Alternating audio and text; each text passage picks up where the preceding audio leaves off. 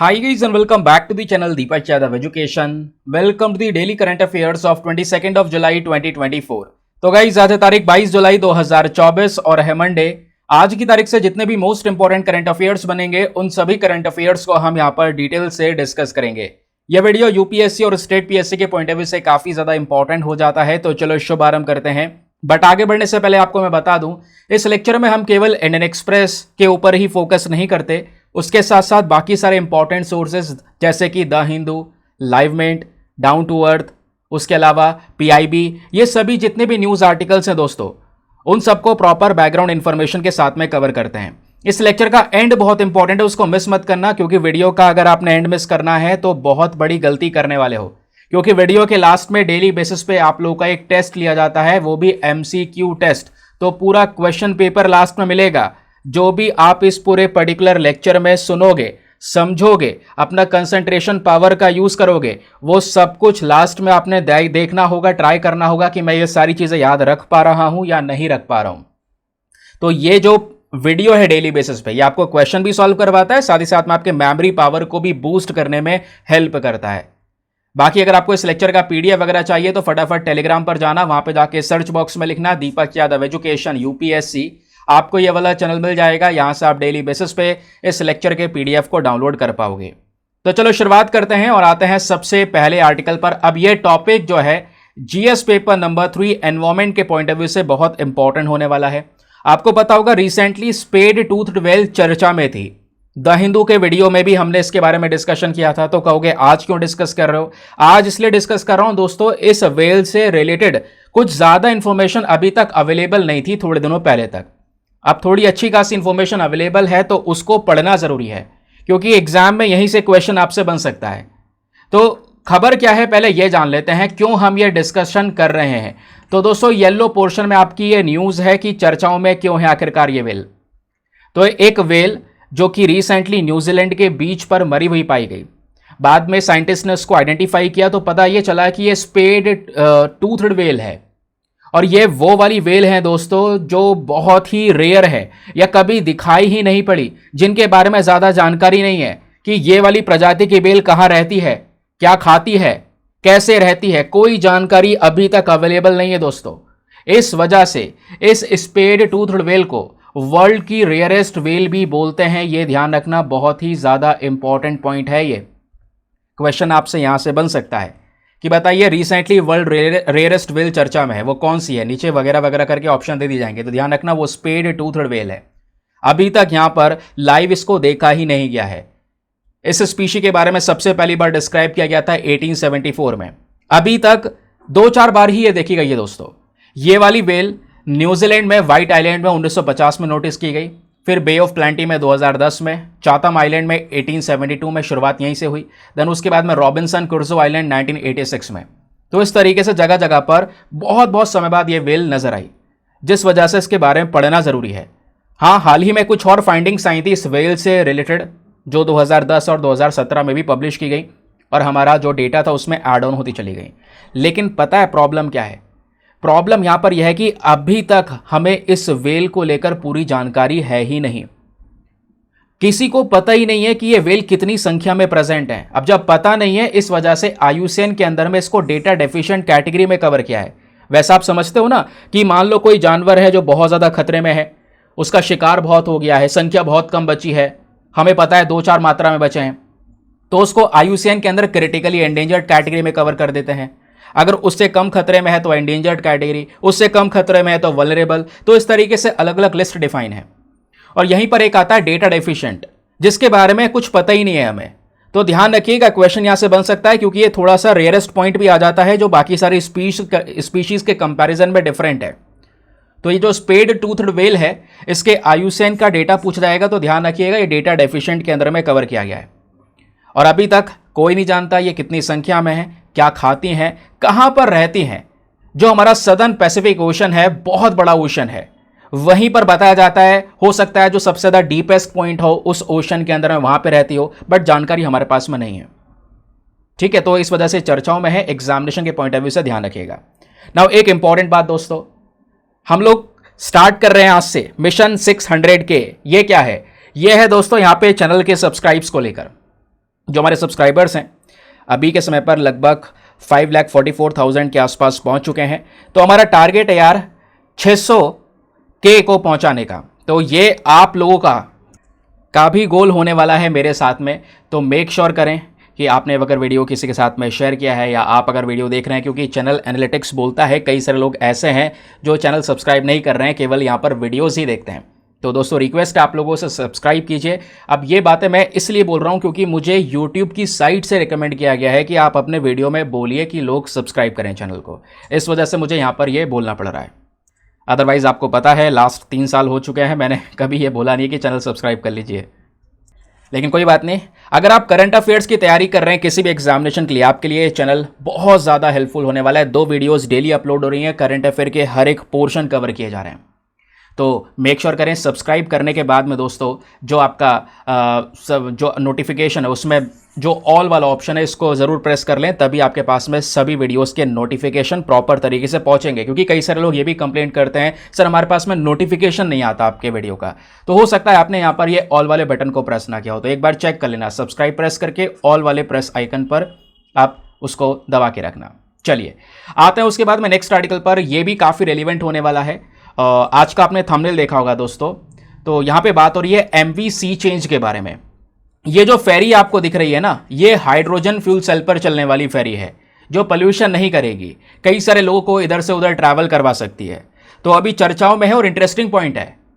और इंटरेस्टिंग इसलिए भी क्योंकि दोस्तों दुनिया की पहली ऐसी कमर्शियल पैसेंजर फेरी को लॉन्च किया गया है जिसमें 100% हाइड्रोजन फ्यूल से पावर मिलेगी। नाम है MV सी चेंज। क्वेश्चन बन सकता है आपसे, क्वेश्चन ये है कहां पे लॉन्च किया गया है। तो रिसेंटली जो सैन फ्रांसिस्को फेरी बिल्डिंग है इन्होंने यहां पर इसको लॉन्च किया। ये वो फेरी चल रही है। तो पैसेंजर्स को इधर से उधर अगर जाना होगा तो इस छोटी सी फेरी का, टैक्सी का, जो बोट कह सकते हैं, इसका यूज कर सकते हैं वो। लेकिन अभी तक क्या था, ये डीजल पे चल रही थी। तो डीजल अगर जलता था तो उससे बहुत सारा पोल्यूशन निकलता था, एमिशंस होते थे। लेकिन करंट समय पर क्या है, इसमें हाइड्रोजन फ्यूल का यूज किया गया है। तो हाइड्रोजन का इस्तेमाल करेंगे और हाइड्रोजन को जलाते हैं तो हमें क्या मिलता है, केवल हीट और वाटर, है ना। तो यहां पे कोई पोल्यूशन नहीं होगा, इसका सबसे इंपॉर्टेंट पॉइंट है। तो दुनिया की पहली कमर्शियल पैसेंजर फेरी जिसको पूरी तरह से हाइड्रोजन फ्यूल सेल से पावर दी गई है, 75 पैसेंजर्स इसके अंदर में बैठ सकते हैं। इसको बनाया गया है ऑल अमेरिकन मैरीन शिपयार्ड के माध्यम से। इस पूरे वेसल को बनाया किसने, ये तो पढ़ लिया। डिजाइन किसने किया है, डिजाइन किया है इनकैट क्रॉथर ने। और इसमें हाइड्रोजन पावर्ड फ्यूल सेल लगाया गया है जो कि लगातार इलेक्ट्रिसिटी को प्रोड्यूस करेगा और हमारे इस इलेक्ट्रिक मोटर को पावर देता रहेगा। और उस इलेक्ट्रिक मोटर से लगभग 16 घंटे तक ये हमारी फेरी ऑपरेट करती रहेगी। 300 नॉटिकल माइल्स तक के डिस्टेंस को कवर कर सकती है। इसकी स्पीड 20 नॉट्स तक आसपास हो सकती है। उसके अलावा जैसे मैंने बोला, इसमें क्या इस्तेमाल होगा, हाइड्रोजन इस्तेमाल होने वाला है दोस्तों, ठीक है। अब H2 फ्यूल सेल ये यूज करेगा ताकि इलेक्ट्रिसिटी जनरेट की जा सके, जिससे मोटर चलेगी, तब हमारी फेरी चलेगी। अब यहीं पर हमने क्या यूज किया है, स्पेशली हम हाइड्रोजन स्टोर कर रहे हैं यहां पर। तो स्टोरेज से टैंक से हाइड्रोजन इस्तेमाल होगा, बाकी जो हमारी एयर है वहां से ऑक्सीजन का यूज किया जाएगा। उसके बेसिस पर यहां पे पावर मिलेगी। जैसे पहले डीजल वगैरह इस्तेमाल हो रहा था, वैसा अब यहां पर नहीं होने वाला दोस्तों। डीजल इस्तेमाल करते तो प्रदूषण होता, पोल्यूशन होता, कार्बन एमिशंस होते। बट अभी केवल हाइड्रोजन जलाएंगे जिससे ताकत मिलेगी। और हाइड्रोजन अगर जलेगा तो केवल आपको हीट या वाटर वेपर ही प्रोवाइड करवाएगा एज अ बाय प्रोडक्ट। तो ये यहां पर इसका एक और बेनिफिट हो गया। समझ गए, क्लियर हो गया। चलिए आगे आते हैं नेक्स्ट आर्टिकल पर। अगला आर्टिकल भी बहुत रेलिवेंट है। आपको पता होगा हर साल प्लेसेस इन न्यूज़ को लेकर क्वेश्चन आते हैं। हाँ दोस्तों, मैं सोच रहा था प्लेसेस इन न्यूज़ की सीरीज स्टार्ट करूं। कुछ मैंने कंटेंट रेडी कर लिया है, इस वजह से बोल रहा हूं। चाहो आप तो मुझे बता सकते हैं प्लेसेस इन न्यूज़ की सीरीज स्टार्ट की जाए या नहीं की जाए। तो एक सप्ताह में जितनी भी लोकेशन चर्चाओं में होगी उसका एक सेपरेट वीडियो बनाकर डलवा दिया जाएगा। अगर आप चाहें तो, अगर आप यस करते हैं तो नीचे कमेंट सेक्शन में ज़रूर से इसके बारे में बताना। तो डेविस स्ट्रेट अभी चर्चाओं में है और इसके पीछे का भी कारण थोड़ा इंटरेस्टिंग है। आज ना सारे के सारे जो आर्टिकल हैं वो थोड़े से मसालेदार वाले हैं। यहाँ पे आप देख पाओगे हुआ यह है कि एक माइक्रो कॉन्टिनेंट को रिसेंटली डिस्कवर किया गया। एक छोटा सा कॉन्टिनेंट मिला है, कहां पर, डेविस स्ट्रेट में। इसी वजह से चर्चा में है। डेविस स्ट्रेट वो जगह है जो कनाडा और ग्रीनलैंड के बीच में आती है। अब ऐसे समझ में नहीं आएगा, लोकेशन देखने का सबसे बढ़िया तरीका होता है, आप क्योंकि इंडिया में रहते हो, आप इंडिया के आसपास की जगह अच्छी तरीके से जानते हैं, तो हर एक चीज़ को इंडिया से कंपेयर करने की कोशिश किया करो। मैप देखने का सबसे बढ़िया तरीका दोस्तों यही है, क्योंकि हमारी मेमोरी भी यही कहती है इंडिया के कंपैरिजन में ये यहाँ पर है, ये यहाँ पर है, ऐसे हम ज़्यादा बढ़िया याद रख पाएंगे। अब ये देखिए, अगर मैं ऐसे ही बता दूंगा तो ये कनाडा है, ऊपर ग्रीनलैंड है, इसके बीच में डेविस स्ट्रेट है, ठीक है, ये रहा डेविस स्ट्रेट। अब यहीं पर दिमाग घूम जाएगा। अगर बेसिक से पढ़ना है, कोई नया है या मैपिंग किस तरीके से करते हैं तो ये समझ रही है। पहले ये देखिए, यहाँ पर यह है इंडिया, हमें डेविस स्ट्रेट पर जाना है, तो डेविस स्ट्रेट हमने ये देखा कनाडा और ग्रीनलैंड के बीच में है, तो उसके लिए हमें इंडिया से वेस्टर्न साइड जाना होगा। ये रहा यूएस, यूएस के ऊपर ये रहा कनाडा।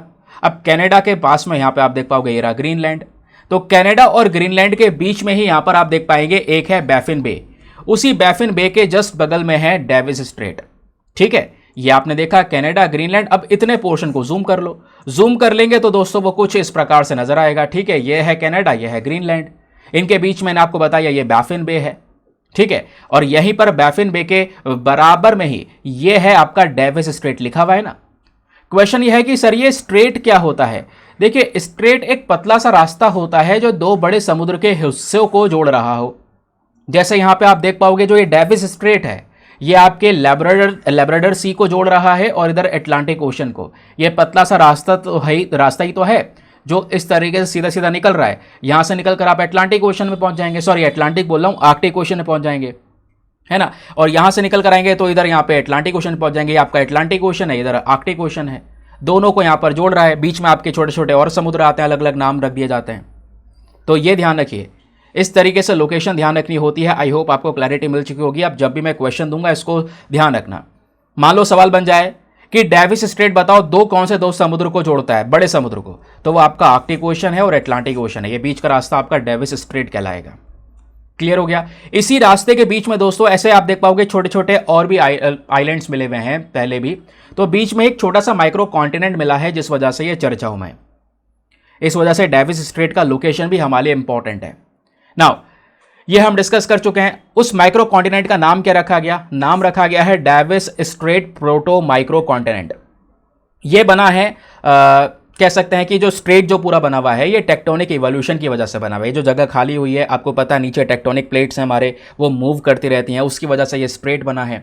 अब यहीं पर जो माइक्रो कॉन्टिनेंट मिला है वो 19 से 24 किलोमीटर थिक और थिन कॉन्टिनेंटल क्रस्ट आपको ये देखने को मिलेगा।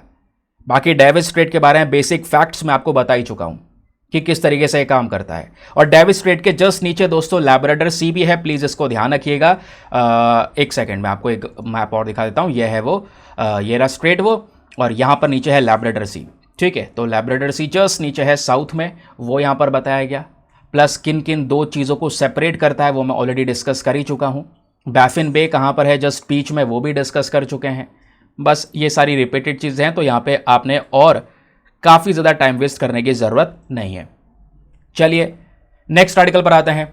जीएस पेपर नंबर 3 इकोनॉमी से आप लिंक कर पाएंगे। GS paper number 2 international institution से लिंक कर पाएंगे। बात हो रही है एडीबी के बारे में, that is Asian development bank. तो एशियन डेवलपमेंट बैंक चर्चाओं में है, उसके पीछे का कारण क्या है? कारण यह है इस पर्टिकुलर बैंक ने रिसेंटली भारत की जो जीडीपी ग्रोथ है उसको बोला है कि वो इस साल 7% के आसपास रहेगी। अब देखिए, ये पर्टिकुलर बैंक ऐसा है जो हमारे देश की इकॉनमी को एक प्रेडिक्शन के तौर पर बताता है कि ये देश इतने प्रतिशत से ग्रो करेगा, ये इसकी इकॉनमी इतने % रहने वाली है। अब ये परसेंटेजेस हमेशा चेंज होते रहते हैं, ध्यान रखिए। तो एग्जाम के अंदर में डायरेक्ट परसेंटेजेस कभी नहीं पूछे जाते। अगर कुछ चीज़ पूछी गई तो डायरेक्टली आपसे एशियन डेवलपमेंट बैंक के बारे में पूछा जाएगा। तो पहला क्वेश्चन कि सर ये बैंक कौन सा बैंक है, तो ध्यान रखिए ये एक मल्टीलेटरल डेवलपमेंट बैंक है। इसमें कई सारे देश हैं, उनकी गवर्नमेंट्स हैं, सो मिलकर काम कर रही हैं। इस बैंक को बनाया गया था 19 दिसंबर 1966 में। और ये जो पर्टिकुलर बैंक है इसका मेन पर्पस यहां पर क्या है? ध्यान रखिए, जो हमारा एशिया और पैसिफिक वाला रीजन है उस एरिया की ग्रोथ पे ध्यान देना। उस एरिया में जो कंट्रीज हैं वहां पर उनको सपोर्ट करना, फाइनेंशियल सपोर्ट प्रोवाइड करवाना, वहां की जो पॉवर्टी है, गरीबी है, उसको यहां पर रोकना, उसको खत्म करना। ठीक है, तो अलग अलग प्रकार का जो असिस्टेंस है ये प्रोवाइड करवाता है एशियन डेवलपमेंट बैंक अपने अलग अलग देशों को, यानी अपने सदस्यों को, क्योंकि इसके कई सारे कंट्रीज जो हैं वो मेंबर्स हैं। ठीक है, तो यहाँ पे प्राइवेट सेक्टर हो गया, पब्लिक प्राइवेट पार्टनरशिप हो गया, उन सबको ग्रांट्स, लोन्स, टेक्निकल असिस्टेंस, ये सभी चीज़ें यहाँ पर ये प्रोवाइड करवाने का काम करता है। तो एशियन डेवलपमेंट बैंक क्या है ये आपको समझ में आ गया। इसका हेडक्वार्टर दोस्तों फिलीपींस में है। फिलीपींस की जो कैपिटल है मनीला, वहाँ पर। ये आप देख पाएंगे ये वाला जो रीजन है ये आपका ये एशिया वाला हिस्सा है, और ये यहां पर निचला जो हिस्सा है ये आपका पैसिफिक वाला रीजन है। तो एशिया और पैसिफिक इन दोनों रीजन को कवर करता है ये एशियन डेवलपमेंट बैंक। लेकिन सवाल यह है, क्या केवल इन दोनों ही रीजन को कवर करता है, इसके अलावा और किसी रीजन को कवर नहीं करता, या इसमें कितने देश आते हैं? तो ये ध्यान रखिए दोस्तों, एशियन डेवलपमेंट बैंक में लगभग 68 मेंबर्स करंट समय पर प्रेजेंट हैं, जिसमें से 49 मेंबर्स तो सीधा हमारे एशिया के हैं, ठीक है। फिर यहां पे आप देख पाएंगे लगभग मतलब 49 मेंबर्स हमारे एशिया और पैसिफिक दोनों साइड से हैं, जो हमने ये पर्टिकुलर पूरा मैप देखा। बाकी 19 मेंबर्स जो हैं दोस्तों वो एशिया और पैसिफिक के बाहर से भी आते हैं, ठीक है, बाहर वाली कंट्रीज भी इसमें प्रेजेंट हैं। प्लीज इसको भी ध्यान रखिएगा, क्वेश्चन आपसे बन सकता है। तो मेंबरशिप के बारे में हम यहां पर डिस्कशन कर ही चुके हैं। बाकी कंट्रोल की बात करेंगे तो एशियन डेवलपमेंट बैंक जो है ये पूरा चलता कैसे है, इस पूरे बैंक को चलाने के लिए, रन करने के लिए एक पर्टिकुलर बोर्ड बनाया जाता है जिसको नाम दिया गया है बोर्ड ऑफ गवर्नर्स। और ये जो बोर्ड ऑफ गवर्नर्स हैं, ध्यान रखिए, ये कहां से आते हैं? ये उन्हीं देशों से आते हैं जो देश खुद इस एशियन डेवलपमेंट बैंक के हिस्सा है, ठीक है। अब एशियन डेवलपमेंट बैंक को लेकर एक और खास बात है दोस्तों, इनका जो पूरा मॉडल है ना वो वर्ल्ड बैंक की तरह है। जैसे वर्ल्ड बैंक में वोटिंग सिस्टम है ना, वहीं पर वोट्स डिस्ट्रीब्यूट करे गए हैं कि भाई किसके पास में कितना कैपिटल सब्सक्रिप्शन है, वैसे ही यहां पर एशियन डेवलपमेंट बैंक में है। बताया यह भी गया है कि साल 2022 तक अगर हम देखें तो एशियन डेवलपमेंट बैंक के 5 इंपॉर्टेंट लार्जेस्ट शेयर होल्डर्स हैं, ध्यान रखिए। यानी ये जो 68 मेंबर्स हैं टोटल एडीबी के, इनमें से 5 ऐसे देश हैं जिनके पास में सबसे ज्यादा कंट्रोल या सबसे ज्यादा शेयर्स हैं इस एडीबी के। उन 5 देशों में सबसे पहला और दूसरा जो है वो है जापान और यूएस। जापान के पास में 6% शेयर हैं एशियन डेवलपमेंट बैंक के, और यूएस के पास में भी 6% शेयर्स हैं। Then people republic of China हो गया, देन इंडिया हो गया, एंड देन उसके बाद में ऑस्ट्रेलिया हो गया। इन सब के पास में यहाँ पे आप देख पाएंगे बड़े सारे शेयर्स हैं। तो ये 5 सबसे बड़े शेयर होल्डर्स हैं, इन 5 का नाम प्लीज दोस्तों यहाँ पर ध्यान रखिएगा। फिर बात आती है सोर्स ऑफ फंडिंग की। ये बैंक इतना बड़ा है यार, इतने सारे मेंबर्स इसमें हैं, उन सब की मदद करना, जिसको फाइनेंशियल असिस्टेंस प्रोवाइड करवाना हो तब यहाँ पे बीच में आना, कैसे चलता होगा ये बैंक? इसके पास पैसा कैसे आता है, कैसे कमाई करता है? तो दोस्तों यहां पर ये कैपिटल को रेज करता है अपने इंटरनेशनल बॉन्ड मार्केट से। बॉन्ड्स वगैरह ये रिलीज करते हैं, जो लोग खरीदते हैं एज अ इन्वेस्टमेंट के तौर पर, तो उससे पैसा आता है इनके पास में। उसके अलावा जो इतने भी देश इसके अंदर प्रेजेंट है, जो इसके मेंबर्स है, वो इसमें कॉन्ट्रीब्यूशन भी करते हैं। उसके अलावा ये बैंक लोन वगैरह देता है तो उसके ऊपर का ब्याज आएगा, है ना। तो इन सब चीज़ों से इसकी अच्छी खासी अर्निंग हो जाती है, जिससे ये पर्टिकुलर बैंक परफॉर्म कर पाता है या सर्वाइव कर रहा है। इतना ध्यान रखिए। चलिए आते हैं नेक्स्ट आर्टिकल पर। अगला आर्टिकल दोस्तों again GS paper number 3 defence and security के पॉइंट ऑफ व्यू से रिलेवेंट है। बात हो रही है आईएनएस तेग के बारे में। ये जो लड़ाकू जहाज आप देख पा रहे हो दोस्तों, ये है एक प्रकार का फ्रीगेट। अब मैंने आपको कई बार बता रखा है, लड़ाकू जहाज अलग अलग प्रकार के होते हैं। एक होता है कॉर्वेट, एक होता है फ्रीगेट, और तीसरा होता है जो सबसे बड़ा साइज का, वो होता है डिस्ट्रॉयर। कॉर्वेट साइज में छोटा होता है, फ्रीगेट कॉर्वेट से बड़ा होता है, और डिस्ट्रॉयर सबसे बड़ा होता है। हैं तीनों के तीनों लड़ाकू जहाज जिसमें कई सारे वेपन्स वगैरह लगा रखे हैं। तो रिसेंटली आईएनएस तेग, ये जो स्क्रीन पर आपको दिख रहा है, ये वाला जहाज चर्चाओं में आया। चर्चाओं में आने के पीछे का कारण क्या है? कारण यह है दोस्तों, तो ये भारतीय जो ये शिप है आईएनएस तेग, ये पहुंचा ओमान के पास में। ओमान जो देश है उनके तट के पास में पहुंचा, क्योंकि वहां पर एक जहाज पलट गया जिसमें कई सारे लोग लापता हो गए थे। तो उसमें से 8 इंडियंस को बचाया और एक श्रीलंकन को बचाया। फिर कुछ लोग यहाँ पर अभी भी लापता, उनकी कोई जानकारी मिली नहीं है। इस वजह से यहाँ पर आईएनएस तेग चर्चा में है, क्योंकि ये ऑपरेशन और जितने लोगों को रेस्क्यू किया वो जहाज था। आईएनएस तेग कह लो या F-45 कह लो। ध्यान रखिए, हमारे पास में 3 अलग अलग मिसाइल फ्रिगेट्स हैं जो आईएनएस तलवर क्लास से बिलोंग करती है। और इस तलवर क्लास वाली 3 फ्रिगेट्स में से एक फ्रिगेट तो हमारा आईएनएस तेग है, जिसके बारे में हम बात कर रहे हैं।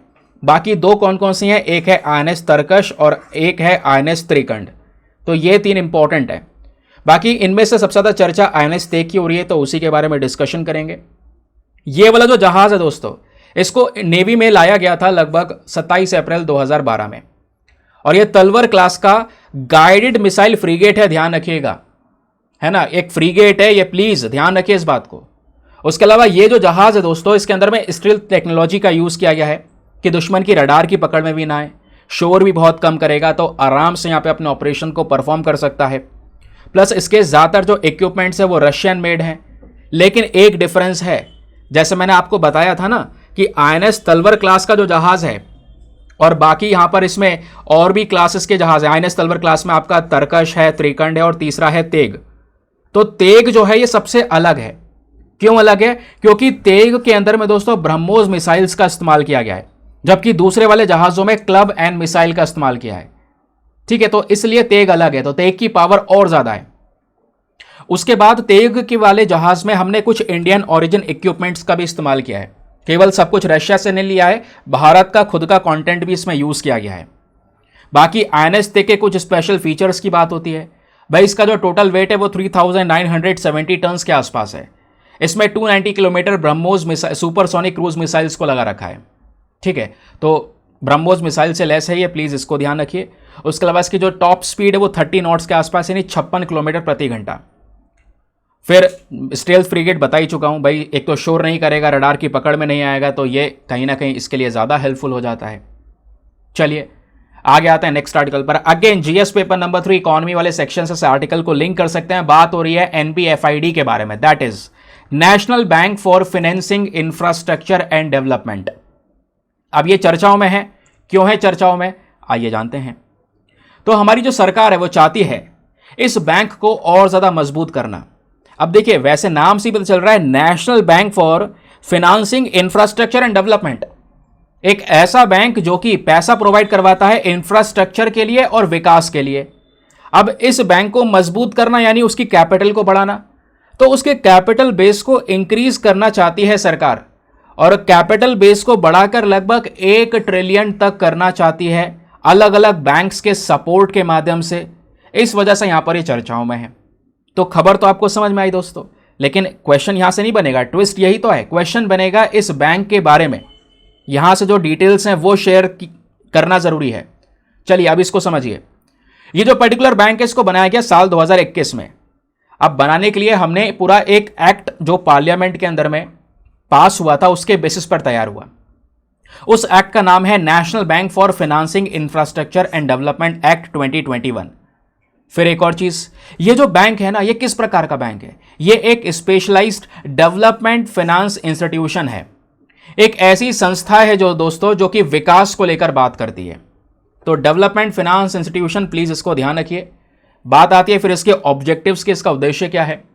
तो इसका उद्देश्य यहां पर यह है कि इंफ्रास्ट्रक्चर के लिए, कई बार आप देख पाओगे ना कि भाई यहां पे प्रोजेक्ट लग रहा है, उधर प्रोजेक्ट लग रहा है, तो उसमें फंड्स की कमी हो जाती है।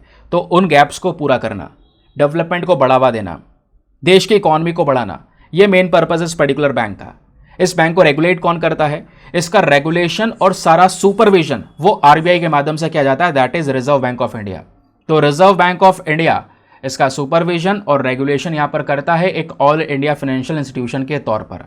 उसके बाद ध्यान रखिए, जो एक मेन सिद्धांत था इस इंफ्रास्ट्रक्चर बैंक को बनाने का, वो यही था कि हमारे पास में एक डेडिकेट संस्था होनी चाहिए जो लॉन्ग टर्म बेसिस पर भारत के इंफ्रास्ट्रक्चर सेक्टर को ध्यान में रखते हुए काम करे। इस वजह से इस प्रकार का बैंक बनाया गया। और मैंने आपको स्टार्टिंग में बताया कि ये जो बैंक है ये किस प्रकार का बैंक है? ये एक डेवलपमेंट फाइनेंस इंस्टीट्यूशन है। अब ये डीएफआई क्या होता है दोस्तों? डीएफआई एक अलग टर्मिनोलॉजी है। वो क्या है समझिए।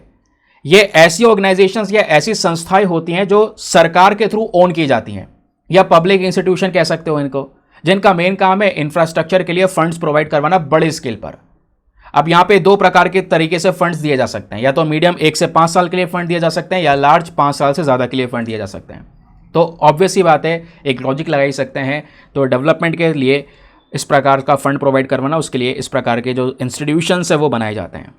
ठीक है, बात क्लियर हो गई। चलिए आगे आते हैं। आई होप आपको मज़ा आएगा दोस्तों। बातें करते करते चीज़ों को समझते समझते ही आपका लेक्चर भी समाप्त हो गया, और इंटरेस्टिंग तरीके से आपने कुछ महत्वपूर्ण टॉपिक्स को शॉर्ट वे में कवर किया। और शॉर्ट वे में कहने का मतलब है वही चीज़ कवर की जो एग्जाम में पूछी जाएगी एक झटके में। कई सारे वीडियोस आप ऐसे देखोगे जहाँ पे 2 से 3 आर्टिकल का डिस्कशन लोग घंटे भर में कर रहे हैं या 1-1.5 घंटे में कर रहे हैं। तो क्या ज़रूरत? जितनी एग्जाम की में ज़रूरत है उतना पढ़ो ना। आपका मेन मिशन क्या है? एग्जाम क्लियर करना, ना कि एक पर्टिकुलर टॉपिक पर सीधा पीएचडी करना, है ना। तो उतना इनफ इन्फॉर्मेशन आपको मिल रहा है। आप वीडियोस को आराम से फॉलो कीजिए और भरपूर मात्रा में कंटेंट को रिवाइज करने की कोशिश जरूर करना यार। रिवीजन जब तक नहीं होगा तब तक कोई फायदा नहीं होगा। कोई बात नहीं, उसका भी सोल्यूशन आपके सामने है। चलिए, जो भी चीज़ें आपने पढ़ी हैं देखते हैं आपने कितना ज़्यादा दिमाग लगा के हर चीज़ों को सुना है। आपकी मेमोरी पावर चेक करेंगे। क्वेश्चन नंबर 1 आपके सामने है, which among the following describes INS Tegh that was in the news recently. INS Tegh जो है वो हाल ही में चर्चाओं में था, ये क्या है बताइए। ऑप्शन नंबर ए, क्या ये डीजल इलेक्ट्रिक सबमरीन है, या ऑप्शन नंबर ई, क्या ये torpedo launch and recovery vessel है, या ऑप्शन नंबर सी, क्या ये गाइडेड मिसाइल फ्रिगेट है, या फिर ऑप्शन नंबर डी, इनमें से कुछ नहीं है। तो बताइए, बहुत ही सरल क्वेश्चन है, इसका आंसर क्या होना चाहिए। नेक्स्ट एक और इंटरेस्टिंग क्वेश्चन यह है, एशियन डेवलपमेंट बैंक के रेफरेंस में आपके पास में 3 स्टेटमेंट्स है, बताना है तीनों में से कितने स्टेटमेंट सही है। कौन सा स्टेटमेंट सही है ये नहीं बताना, कितने स्टेटमेंट सही है, how many of the statements given above are correct, ये बताना है। पहला, ये जो पर्टिकुलर ADB बैंक है ये असिस्टेंस प्रोवाइड करवाता है, सपोर्ट प्रोवाइड करवाता है डेवलपिंग मेंबर कंट्रीज को, प्राइवेट सेक्टर और पब्लिक प्राइवेट पार्टनरशिप्स को। दूसरा स्टेटमेंट बोलता है कि ADB बैंक के अंदर में जो वोटिंग सिस्टम है वो बिल्कुल वर्ल्ड बैंक की तरह सिमिलर है, जहां पर वोट्स का डिस्ट्रीब्यूशन होता है मेंबर्स के कैपिटल सब्सक्रिप्शन के प्रोपोर्शन के बेसिस पर। तीसरा स्टेटमेंट बोलता है कि चाइना सबसे बड़ा शेयर होल्डर है एशियन डेवलपमेंट बैंक का। तो बताइए तीनों में से कितने स्टेटमेंट सही हैं। ऑप्शन ए केवल 1, बी केवल 2, सी तीनों सही हैं, या फिर डी सब गलत हैं। चलिए आते हैं अगले आर्टिकल पर। यहां पे बात हो रही है, which one of the following is the best description of MVC change. MVC change हाल ही में न्यूज़ में देखने को मिला है, ये क्या है। ऑप्शन नंबर ए, क्या ये पहला ऑटोनोमस कंटेनर शिप है जिसमें से कोई पोल्यूशन नहीं होगा। दूसरा, क्या ये कोई कार्गो शिप है जिसको डिज़ाइन किया गया है ताकि हम आर्कटिक रूट्स को पहचान सकें। या ऑप्शन नंबर सी, क्या ये दुनिया का पहला इलेक्ट्रिक फेरी है जिसमें हाइड्रोजन फ्यूल सेल का इस्तेमाल किया गया है। या ऑप्शन नंबर डी, क्या ये स्पेशलाइज्ड वेसल है जो कि समुद्र के अंदर माइनिंग ऑपरेशंस करने के लिए बनाई गई है। तो बताइए चारों में से सही उत्तर क्या होना चाहिए MVC चेंज का। नेक्स्ट क्वेश्चन और इंटरेस्टिंग वन, यहां पर स्पेड टूथड व्हेल के बारे में चर्चा हो रही है। तो स्पेड टूथड व्हेल के रेफरेंस में अगेन आपके पास में 2 स्टेटमेंट है, बताना है दोनों में से कौन सा स्टेटमेंट सही है। पहला स्टेटमेंट बोलता है, ये जो पर्टिकुलर व्हेल है दोस्तों ये दुनिया की रेयरेस्ट व्हेल है, दुनिया में बहुत कम ही से दिखाई पड़ती है और आजकल यहाँ पे लाइव इसका कोई भी रिकॉर्ड ही नहीं है। दूसरा, आज के समय पर ये कहाँ पे रहती हैं, इनका जो करंट नोन हैबिटेट है वो स्पेशल अटलांटिक ओशन है, ये यहां पर बताया जा रहा है। तो बताइए दोनों में से कौन सा स्टेटमेंट सही है। Option number A 1 only, B 2 only, C दोनों सही है, या फिर डी दोनों गलत हैं। अगला प्रश्न बात करता है national bank for financing infrastructure and development के बारे में। तो इसके रेफरेंस में फिर से 2 स्टेटमेंट है, बताइए दोनों में से कौन सा स्टेटमेंट सही है। पहला स्टेटमेंट बोलता है, ये जो पर्टिकुलर बैंक है दोस्तों इसको बनाया गया था रिजर्व बैंक ऑफ इंडिया के थ्रू, हमारे बैंकिंग रेगुलेशन एक्ट 1949 के तहत। दूसरा स्टेटमेंट बोलता है कि ये जो बैंक है ये एक स्पेशलाइज्ड डेवलपमेंट फाइनेंस इंस्टीट्यूशन है इंडिया का, ठीक है, तो एक DFI है। तो बताइए दोनों में से कौन सा स्टेटमेंट सही है। Option number A 1 only, B 2 only, C दोनों सही है, या फिर डी दोनों के दोनों गलत हैं। तो दोस्तों ये थे हमारे सारे के सारे क्वेश्चंस। आई होप आप लोगों ने सभी क्वेश्चंस को बिल्कुल सही अटेम्प्ट किया होगा। तो चलिए देखते हैं सभी क्वेश्चंस के आंसर्स को मैं आपको बताऊंगा। लास्ट वाले क्वेश्चन से आंसर बताना शुरू करूंगा, आप सबको रीमैच करना, देखना कितने सही किए और कितने गलत किए हैं। तो आखिरी क्वेश्चन से शुरू करते हैं। National bank for financing infrastructure development के बारे में बात हुई कि भाई 2 स्टेटमेंट है, बताइए कौन सा सही है। पहला, क्या इसको रिजर्व बैंक ऑफ इंडिया के थ्रू बनाया गया? नहीं, एक एक्ट ऑफ पार्लियामेंट के माध्यम से बनाया गया, आपको पता होगा। तो पहला स्टेटमेंट गलत है दोस्तों। क्या बैंकिंग रेगुलेशन एक्ट है वो? नहीं, ये भी गलत है। तो दूसरा वाला स्टेटमेंट हमारा सही है, लेकिन पहला वाला गलत है, क्योंकि आपको पता है कि हाँ ये एक प्रकार की डेवलपमेंट फाइनेंस इंस्टीट्यूशन होता है। बिल्कुल लास्ट में मैंने आपको बताया था DFI क्या होती है। तो option number B 2 only is the correct answer. फिर आपसे पूछा गया स्पेड टूथड व्हेल के बारे में, बताइए 2 स्टेटमेंट है, दोनों में से कौन सही है। पहला, दुनिया की रेयरेस्ट व्हेल है, ये सही बात है, बहुत कमी से दिखाई पड़ती है। दूसरा स्टेटमेंट बोलता है कि इनका जो करंट नोन हैबिटेट है, जो हम जगह जानते हैं जहां पर ये व्हेल रहती है, वो है अटलांटिक ओशन। ऐसा है ही नहीं, स्टार्टिंग में तो बताया था भाई, आज तक हमें इनके बारे में कोई इन्फॉर्मेशन पता ही नहीं है, कहां पर रहती हैं, क्या खाती हैं, कैसे रहती हैं। इस वजह से दूसरा स्टेटमेंट गलत, पहला सही है, 1 ओनली। फिर यहां पे पूछा गया MVC चेंज को लेकर बताइए 4 स्टेटमेंट है, कौन सा सही है।